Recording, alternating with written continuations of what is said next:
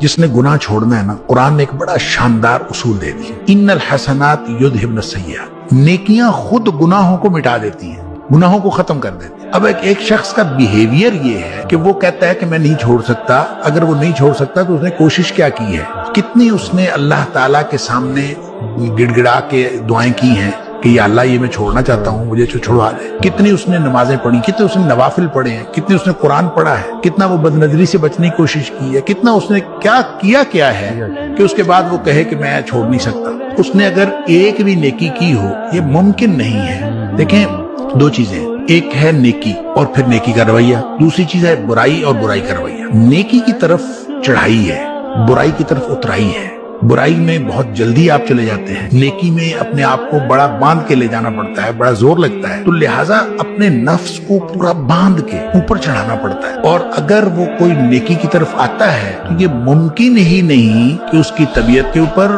उसके दिल के ऊपर, उसके दिमाग के ऊपर उसके अच्छे असरात ना हो, ये मुमकिन ही नहीं। दूसरी तरफ उतराई है, जाहिर है जो उतराई है ये बैक वक्त चढ़ाई और उतराई नहीं हो सकती। जब चढ़ाई हो रही होती है तो उतराई के अंदर फर्क पड़ रहा होता है, आप दूसरी तरफ जा रहे होते हैं, अपोजिट डायमेंशन में आप जा रहे होते हैं। और अगर आप जा रहे हो उतराई की तरफ तो फिर आपकी वो जो चढ़ाई है वो उतराई में बदल रही है और आप अपोजिट डायमेंशन में जा रहे हैं। इसका मतलब ये हुआ कि नेकी और बदी दोनों बराबर एक वक्त में नहीं हो रहे होते।